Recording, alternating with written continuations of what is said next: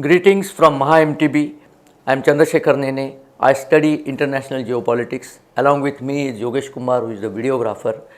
Today I remember a statement given by APJ Kalam, our ex-president. He is no more, of course, unfortunately. But he also is known as the missile man of India. And he had said that I am pained to see that Indian media, the mainstream media, always gives negative news about India. It as if looks, you open a newspaper, you open a news channel, one of these news channels, and you see that everything negative is happening in India, nothing positive is happening in India. Why are these people so negative? Today I remembered APJ Abdul Kalam, the missile man of India, because I am going to talk to you about a very positive news which was relegated to a very minor kind of positioning in the mainstream media. Is about the BrahMos missile.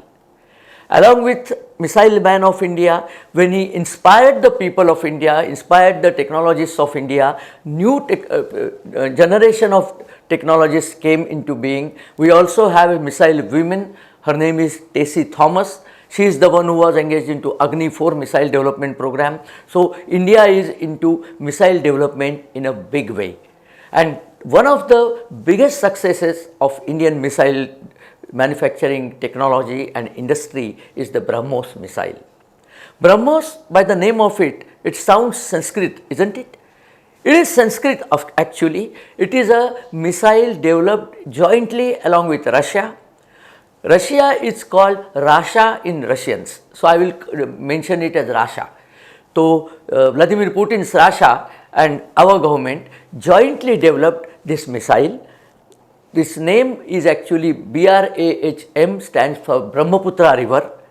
MOSQUA is Moskva River. Moskva is the river on the banks of which is the capital of Russia by the same name, Moskva. In Russian it is not called Moscow, it is called Moskva. So BrahMos is a collaboration of these two names, and it is a supersonic missile. What is supersonic missile? It goes more than the speed of sound. Its speed is more than the speed of sound. How much more? It is 3 times the speed of sound. Actually, it is the speed, if you will, it is 3,500 kilometers per hour, or you can say 1 kilometer per second. Very high speed missile. So it goes at that high speed. It is capable of carrying a payload which is a nuclear bomb. So it is a nuclear payload carrying missile. It is a missile which has got 2 levels of flying. It can fly at 15 feet from the ground, and it can also fly at 15,000 feet from the ground. Why the low height is important? Because when it is flying at 15 feet, when it is launched on the sea, for example, when it is flying at 15 feet or 20 feet from the sea, it is not able to be detected by radar, because the radar reflection reflects from the sea surface and it mixes with the reflection from the missile. So there is a bit of a confusion. So it is not detectable, which means it can go. Plus it is very fast, as you can see, 1 kilometer per second is the speed. Its range is 290 kilometers. That was the earlier range. Now we are of course bringing in missiles with higher range. A nuclear bomb can be carried, normal warheads also can be carried, various things can be done with it, and its flight path is controllable. What it means, it can fly on a medium level, it can fly straight like this, and when required it can be turned. How much it can be turned? It can be turned almost 80 degrees. This is 90 degrees, it can be turned almost 80 degrees up to here. It can be turned, and why it should be turned? Because it is also useful in Ladakh, in the Himalayan ranges. For example, if this is a mountain, on this side the enemy is there, if the missile is launched like this, it will simply fly off. But no, BrahMos will go like this, then it can be turned and it will go. The degree of steepness in Himalayas is up to 80 degrees. That is the reason it is given the capability to turn up to 80 degrees. So it can go and it can strike the enemy camp. So that is the power of this missile. It is one of the most feared weapons by all countries in the world. Its equivalent is a Tomahawk missile of America. It is also known as the cruise missile. And what is a cruise missile? Cruise missile is one which cruises at a low height and which can go easily on that height and then strike the target in whichever way you want it to strike. So it is a cruising missile, it is a cruise missile, and it is a controllable missile. So it can be actually controlled. It can be controlled because it has got fins at the back. Those fins are motorized fins. So, when it is going in the path, the fins can turn and the missile can then turn and go and strike the target. So, very powerful missile. Not only that, it is also coated with a stealth coating, which means it is not easy to detect this missile on the radar of the enemy. Now, where it can be launched from? Ideally, it was developed for the Navy to be launched from a ship, but it can be launched from a ship. It can also be launched from an aircraft. It has got a version, which is the air version, which can be launched from the aircraft, and it can also be launched from ground on a ground vehicle. Not only that, it can be launched from a submarine. So, it is a sub-launchable missile, and it is the deadliest form of attack because the submarine is lying hidden under the sea somewhere near the enemy coast. Suddenly the missile breaks the sea surface and it comes out and it goes to the target using the inertial guidance system and using the control system. It has been fed details of the target. It can go and strike the target and boom, the target is gone. So, very, very powerful missile. It is actually the Brahmastra of our Puran. In the Mahabharata, there is mention of Brahmastra. This is actually our Brahmastra. India is reportedly having 14,000 of these missiles at this moment, distributed among the Army, Navy and Air Force. Our Sukhoi aircraft, our fighter aircraft can carry this missile, so can be done with Rafale. So, this missile is a universal tool which our army and our defense forces have got. Now, this is not all. It was intended to be used by India against China, Pakistan, who are our traditional enemies, but because it is sea and submarine launchable, it can go anywhere in the world and can be used as a deterrent. It is a deterrent missile. Now, this missile, we are latest going to sell it to Philippines. This is a very significant moment in the Indian defense industry. India was known to import arms from various places. Now is the time where it is a payback time. We are selling this, we are exporting this to our friends. Philippines is very important because that is situated in South China Sea, and Philippines have certain islands which are claimed by China. China considers South China Sea as its personal lake. So, they say that this whole sea is ours. Of course, the neighbors do not agree and China is trying to bully them into submission.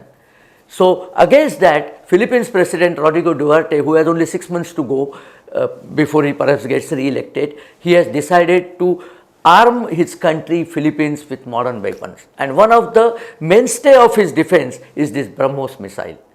So, India and Philippines have signed up for the BrahMos missile supply. Actually, the signing up was done in 2020, but then Philippines went into, like many countries, went into the COVID pandemic, and they requested India to delay it or something like that. India has offered them $100 million as the line of credit to get the missile in place. So, India is keen that Philippines installs this missile, and that is going to happen. Their team had come to Hyderabad and they had seen the live demo of the missile and the manufacturing facilities and everything like that. So, we are going to place these missiles right in the backyard of China. China is not taking this news very easily. They are very upset about this news, and they have started telling India is a problem for regional peace, for the world peace, this and that. China is doing similar tactics in Ladakh region. It looks like they think that what they can do in Ladakh, India shouldn't do anywhere else. We are countering them in Ladakh equally, but we are also placing our bets on South China Sea. And Philippines is going to take this missile. Not only this, Philippines has also signed for 2 naval corvettes, that is naval ships, fast naval ships. South Korea is manufacturing it for them. They have taken 30 Black Hawk helicopters from Poland. So, they are arming themselves against a possible bullying by China. I won't call it an invasion because it won't come to that, but China will have to be wary of using the bullying tactics against Philippines. Philippines is going to be arming itself with this power. Now, this missile can be going at a speed of at a range of 290 kilometers. The reason for that is when this missile was launched, this company was formed in February 98.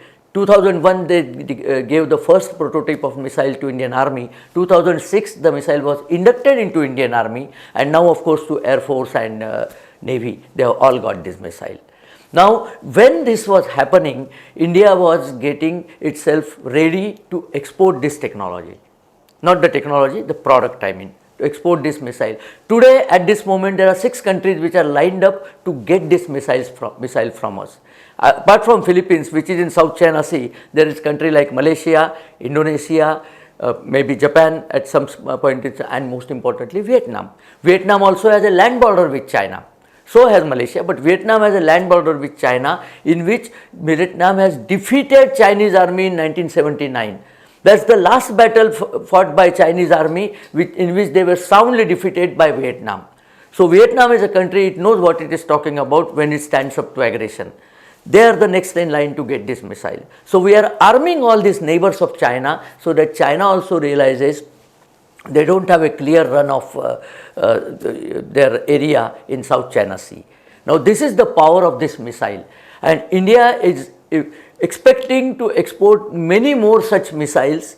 South Africa is in line for the buying of this missile, Chile is in line for buying of this missile, Myanmar wants to have this missile. So all these countries want to have this missile, because this is currently the most powerful missile of its type, very high speed, because of its high speed it cannot be intercepted, and its range, it was 290, because at that time India was not a member of MTCR, which is the missile technology control regime. We were not a member at that time, and the restriction for non-members was to develop only missiles with a range of 300 kilometers. Now we have become a full member of MTCR. Now the next version of this missile is coming with 800 and 600 kilometers as the range, and also in speed. The next version, which is going to be called BrahMos 2, actually the immediately next version is BrahMos NG, new generation, and then BrahMos 2, which is going to be ready in 2024. The range of that BrahMos 2 is going to be 800 kilometers. Also its weight is going to be less. This missile is equipped with a technology called ramjet. Ramjet is a technology in which it scoops the air from the front. That is why if you see the missile's front cone is open, there is a ring there from which air comes in. That air is heated to superheat, and at the back there are small holes through which the air goes out with a hiss, and it jolts the missile forward. But the problem with this ramjet technology is, to start it, you first have to move to get the air in at a high speed. So it needs a starter pack. And that starter pack is created out of a solid fuel rocket, which is the stage 1 rocket, which is at the back of the missile. It first ignites, it kicks the missile out, it goes at a very high speed, so it sucks in the air when it is going through the air. That air is, then the air is ignited by a spark plug, the air is thrown out at the back, the missile goes at double the speed. In the cone there is the inertial guidance system and electronic control system, which then guide it to its final target. A very powerful weapon indeed. India has been applauded across the world for developing this completely indigenously along with Russia, and it is going to be exported to the countries which are not enemies of both Russia and India. And Russia and India have been, it's a success story for India, and this is the reason, a small aside I will put, only a few days back Prashant Kishore gave an interview in which he was asked a question by, I think Shekhar Gupta was the interviewer, and he was asked a question that in the earlier times, even if when the petrol prices were raised by 1 rupee, 2 rupee, 3 rupee, there used to be huge demonstration. Today the petrol has touched to 100 rupees a litre, or more than 100 actually, there are no demonstration. And to which Prashant Kishore replied, and mind you, he is not a BJP sympathizer at all. He has said there has been a change in the perception of Indian citizens. They know that this extra money which the government is taking is not going to be wasted. It is going to be put into this type of programs, the missile programs and so many other programs. That is the change which has happened into the Indian citizens' thinking process. I think political parties would do well to heed this change, and we are moving to a next generation BrahMos very soon. May India prosper and go from strength to strength. That's the reason I made this video, for you to enlighten you about what is the situation of India vis-a-vis defense situation.